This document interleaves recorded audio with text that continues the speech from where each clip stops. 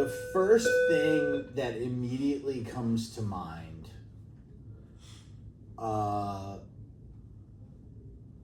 that was sort of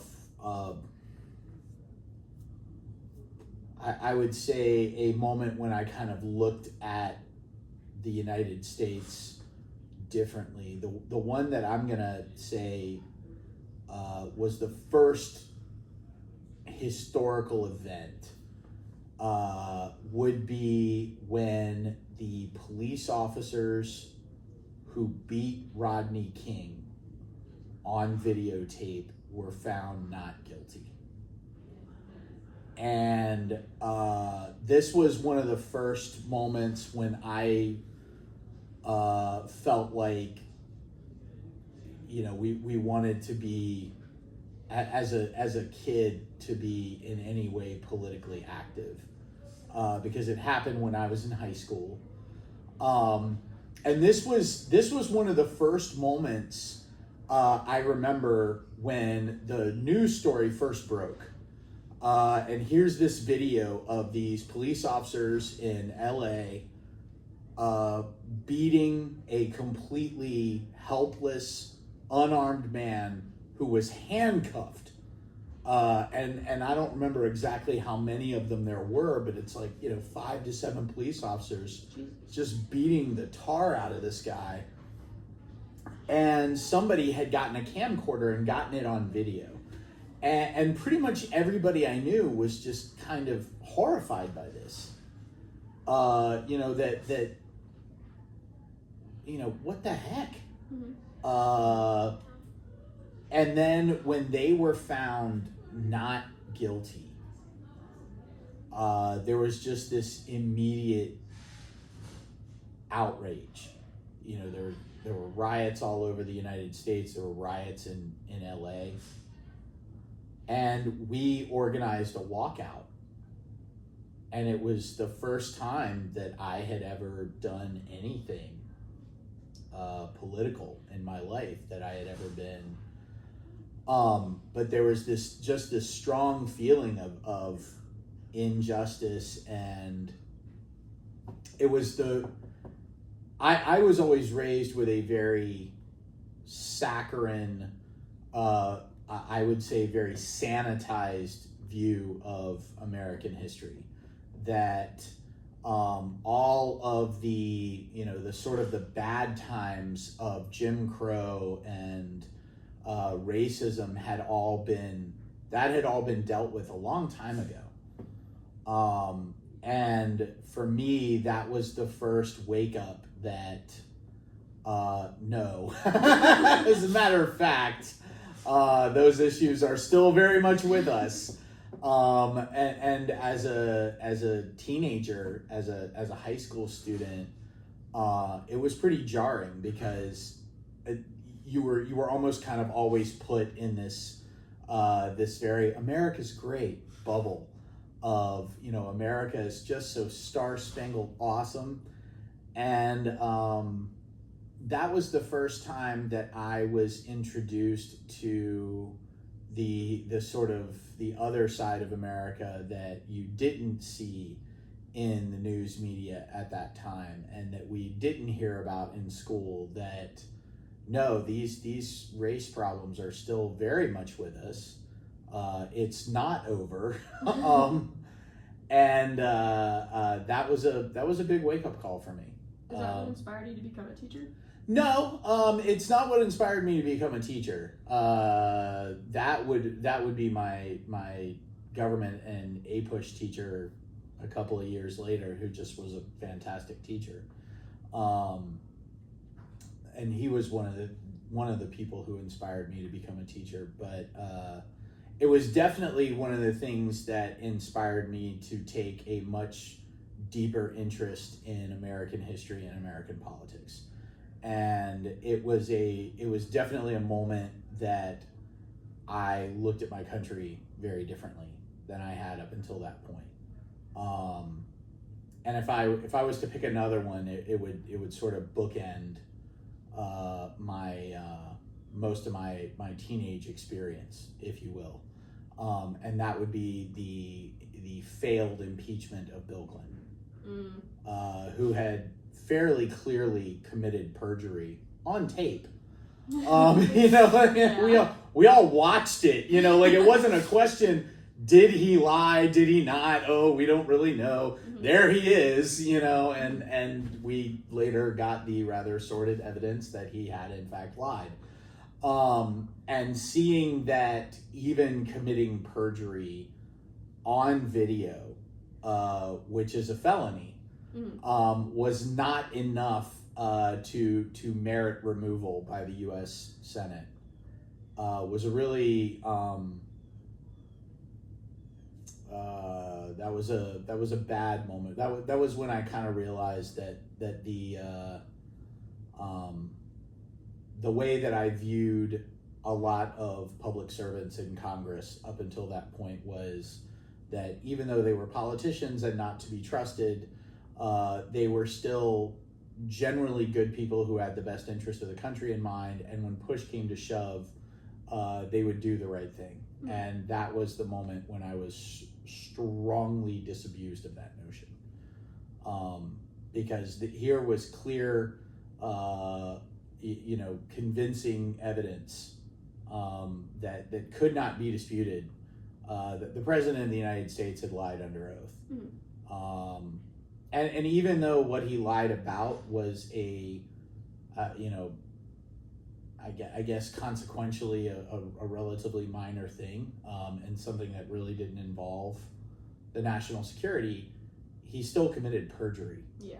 And when you're asked a question under oath and you're the President of the United States and you're the chief executive of the United States, I feel like it's your job to tell the truth. Mm-hmm. And no matter how much that might personally embarrass or hurt you, you're under oath. And, yeah, that's the way it is. And the man had not only a law degree, but was licensed to practice law. So this is not somebody who didn't know, who could feasibly claim that he didn't understand what he was doing. And that what he was doing was wrong, and that what he was doing was a crime. And so I sort of bookend my teenage experience that way. The two things that kind of made me look and say, we have not actually arrived. Mm-hmm. Because I think when I was entering high school, there was this sort of American triumphalism, because the Soviet Union had fallen, and it looked like the whole world was adopting democracy and free market capitalism. And there was even a term for it that a historian and social scientist named Francis Fukuyama had called the end of history. That this is it. We have the quote unquote the forces of good have triumphed. We're now witnessing sort of the portion of human history where we're all going to come together and sing Kumbaya, and everybody's going to adopt democracy and sort of free market capitalism, and we're all going to live happily ever after now. Everything is just going to be all sunshine and rainbows from this point forward. And those are two of the moments that I remember going, maybe not. Yeah. Maybe you're a little early on that, Professor Fukuyama. You might not be correct. Do you know why they found the police officers quote unquote innocent or not guilty? What I recall is that they had an all white jury. Oh. They had also asked for a change of venue to get it out of LA because, and there's an element to that which I sort of understand. This case became so famous that the thinking was that the officers could not possibly get a fair trial in LA. Mm-hmm. Too many people would be familiar with the case, and would have some fairly strong feelings about it. But I think that there is, in some ways, just a subconscious desire to want to protect police. And I say this as somebody who has great respect for police and for the job that they have to do. But if your job is to protect and to serve, that doesn't mean beating the crap out of a helpless person who is on the ground in handcuffs and literally cannot fight back. At that point, that's just assault. And now you have become the criminal. Would you compare that to what happened with George Floyd not too long ago? Yes, yeah, actually, I think that they're very similar. You know, the difference being that Rodney King survived. Oh, wow. Rodney King lived. And there's a sort of famous thing because he was mentally deficient in some ways, and that was also a part of the trial that everybody had to endure. This is somebody who mentally was not really entirely with it to begin with. And so not only are you doing this to somebody who's helpless, you're doing this to somebody who is among the most vulnerable in our society. And there's this sort of famous phrase where he's interviewed by the news media and he says, "Can't we all just get along? You know, can't we all just get along?"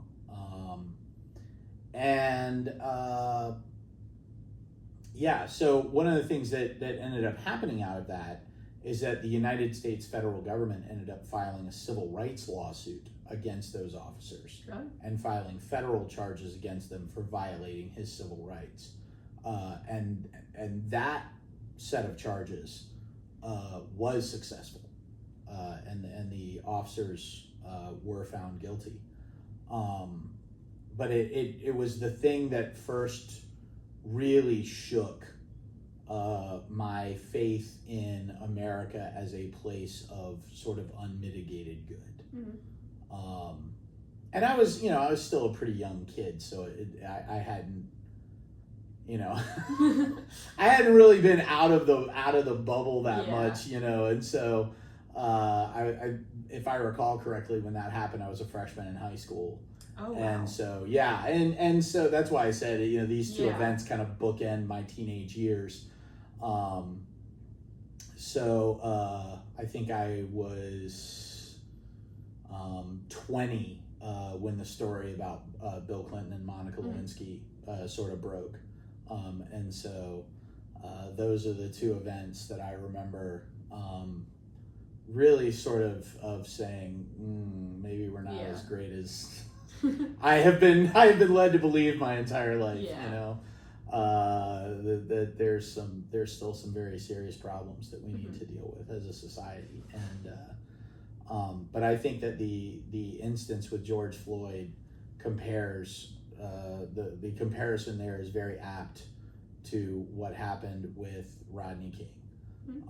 That there were tremendous protests, and it, in some ways even there's almost what I think is different, what I think is really interesting is that Rodney King lived, but there's universal belief. I have never met anybody, not a single person who's old enough to remember the Rodney King incident who thinks that the police were justified. Not one. I don't know if that's a function of people being embarrassed to say their real opinion because they know that it's almost universally acclaimed as, okay, that's awful. But what's interesting is I've met a lot of people who don't seem, and I shouldn't say a lot of people, but I've met a number of people who have defended the actions of Derek Chauvin, who's the officer who murdered George Floyd, and who have said he was just doing his job, and George Floyd died. And there's a videotaped murder that happened right in front of us that we watched an officer kneel on a guy's neck for 9 minutes while he begged for his mother, begged for his life, and died right in front of us. And so what's interesting about the comparison between the two is that I can't find anybody who will defend the officers in the Rodney King situation. And he lived. And I can find people that will defend Derek Chauvin and call for his pardon from President Trump. Oh my God, that's disgusting. Who and George Floyd died. Yeah. Like right in front of us. We saw this man get murdered. And so it's a really interesting comparison, because both had essentially the same national impact, where there was this immediate outrage and comparisons to the March on Selma and things of that nature, and the egregious, gross mistreatment of black people by police for most of the time in American history when we've had organized police forces. And that was sort of my first introduction to that,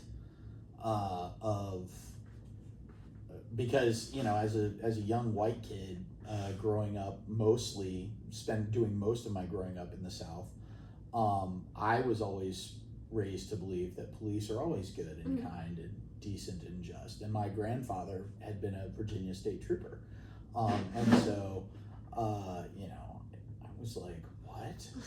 Why would police? How would? Oh my gosh, this is awful. And to then hear from friends of mine who are black, like, oh, that's what we're always afraid of. And I was like, what? Just this shock on my part, because I didn't know. Because and that's one of the things that I think is hard for a lot of people, is that the experience that you get when you're a middle class white kid is very different than the experience you get when you're not. And I just remember this shock, and then to hear like, no, that's pretty normal experience for black people across the country, was just like, what? Like, why isn't anybody doing anything about this? Why aren't we stopping this? Like, what in the hell I thought this was all over with, like, I thought we had dealt with that, 50, 60 years ago. And at that time, like, that's a reflection of the fact that I was, 14 years old and didn't really understand that it's the 1990s and all the, most of the civil rights marches and violence had happened 30 years ago, not 50, 60. But in my mind, that's what it is. And it's still, I think it's still hard for people to realize exactly how close to us that still is. And like, we show in American history classes the picture of Ruby Bridges, who's the young 5-year-old girl who has to be escorted to school by federal marshals. And my students are consistently shocked when they hear that Ruby Bridges is still younger. Alive. Yeah, not only still alive, Ruby Bridges is younger than my mother. Oh, wow. How old is your Ruby mother? Bridges is younger than my mother. Ruby Bridges is in her 60s. She's not that old. Like, not only is she still alive, she's not even really that old. Yeah, no, she's not. My mom is 73. And so, I think that sometimes we forget how recent this is. That there is a whole lot of people, not just a small number of people. There's a large number of people in our country today for whom the civil rights marches of the 50s and 60s are a part of their living memory. That's insane. I mean, John Lewis died a year ago, or maybe 2 years ago now, but and John Lewis was there for the March to Selma. And he was a sitting congressman when he died. I mean, so this is a man who could say, like, he didn't have to read about it. He was there. Yeah. This is still a big part of living memory for a lot of people. And the Rodney King incident just ripped those wounds wide open, because here was an incredibly egregious example. And when you first asked me this question, one of the first things that I thought of actually was the death of George Floyd. Oh. That man, how, because, and I think it wasn't so much what happened to George Floyd, as horrible as that is. It was the number of people that I saw even among people that I knew and up to that point had respected, who defended what happened to him, that I was kind of like, wow, there's a whole lot of people out here that are not the human beings that I thought they were. And it's just it's astonishing to me, and I'll give you this, you know, sort of as a way to sort of wrap up the not the whole discussion. Obviously, I'll answer any more questions you have, but we still have yet to pass in this country an anti-lynching law. Yeah. And what's astonishing to me is that when we last brought this up, which was just a few years ago in Congress, we still have members of Congress voting no. Oh my God. And that to me is just one of the most incredulous, like, who in the world could possibly be against an anti-lynching bill? Like, of all the things that we should just be able to concretely agree on, yeah. That one just seems like the biggest no-brainer in the history of no-brainers. And yet, and I, you know, I bring this up in my government classes because it was something that Dr. King was pushing for back in the 50s and 60s. And they said, well, you know, an anti-lynching bill it's not going to stop racism. And Dr. King said, you're right. An anti-lynching law cannot stop a man from hating me, but it might stop him from lynching me. And I think that's pretty important. You know, I think that's progress. And it says something that Martin Luther King is publicly assassinated. Yeah. And that is in just about every sense of the word that we can think of. His death is a lynching. And the fact that even after that, we still today cannot get members of Congress to all get on board, and the president to get on board to sign an anti-lynching law. It's insane. That's insane. Yeah. That's madness. And I, you know, but yeah, the event that I think of, and I had to really think about that one. Yeah. I had to think, because I've been through some things. I've lived through some stuff at this point. I had to really sit down and think about that one for a little while. Yeah. But I would say, yeah, the